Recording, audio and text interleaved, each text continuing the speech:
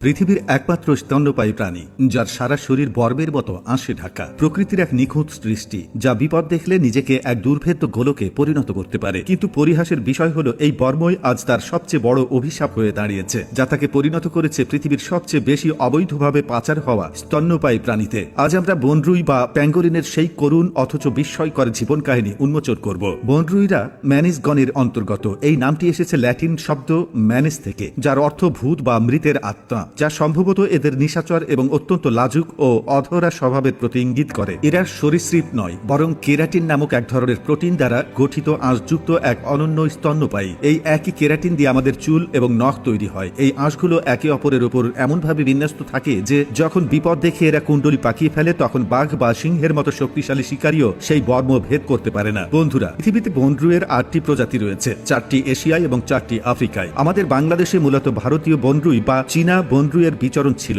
কিন্তু অবৈধ শিকার এবং বাসস্থান ধ্বংসের কারণে এরা আজ আমাদের দেশ থেকে প্রায় বিলুপ্তির পথে। এরা সম্পূর্ণরূপে পতঙ্গভুক এবং এদের প্রধান খাদ্য হল পিঁপড়ে ও উইপোকা। এদের কোনো দাঁত নেই। শিকার ধরার জন্য এরা ব্যবহার করে তাদের অবিশ্বাস্য রকম লম্বা এবং আঠালো জিহ্বা। একটি পূর্ণবয়স্ক বনরুইয়ের জিহ্বা তার শরীরের চেয়েও লম্বা হতে পারে এবং এটি তার বুকের গহ্বর এমনকি শ্রোণী চক্রের কাছ থেকে উৎপন্ন হয়। এই জিহ্বা দিয়ে এরা প্রতি মিনিটে শত শত পিঁপড়ে বা উইপোকা শিকার করতে পারে। এরা তাদের শক্তিশালী সামনের পা এবং ধারালো নখর ব্যবহার করে উইপোকার ঢিবি বা পিঁপড়ের বাসা ভেঙে ফেলে। এই খাদ্যাভাসী তাদের বাস্তুতন্ত্রের জন্য অত্যন্ত গুরুত্বপূর্ণ করে তুলেছে। একটি পূর্ণবয়স্ক বনরুই বছরে প্রায় 7 কোটি পোকামাকড় খেতে পারে। এ কারণে তাদের প্রকৃতির কীটনাশক বা বায়োলজিক্যাল পেস্ট কন্ট্রোলার বলা হয়। এরা মাটির স্বাস্থ্য রক্ষাতেও গুরুত্বপূর্ণ ভূমিকা পালন করে। এদের খোঁড়াখুঁড়ির ফলে মাটিতে বায়ু চলাচল বাড়ে, যা মাটির উর্বরতা বৃদ্ধি করে। কিন্তু এত উপকারী এবং অনন্য একটি প্রাণী হওয়া সত্ত্বেও বনরুই আজ অস্তিত্বের চরম সংকটে। এদের আঁশ ঐতিহ্যবাহী চীনা ওষুধে ব্যবহৃত হয়, যদিও এর কোনো বৈজ্ঞানিক ভিত্তি নেই। এছাড়াও এদের মাংস কিছু দেশে দামি এবং শৌখিন খাবার হিসেবে বিবেচিত হয়। এই দুটি কারণেই প্রতি বছর লক্ষ লক্ষ বনরুইকে নির্মমভাবে হত্যা করা হয়। ফলস্বরূপ international union for conservation of nature বা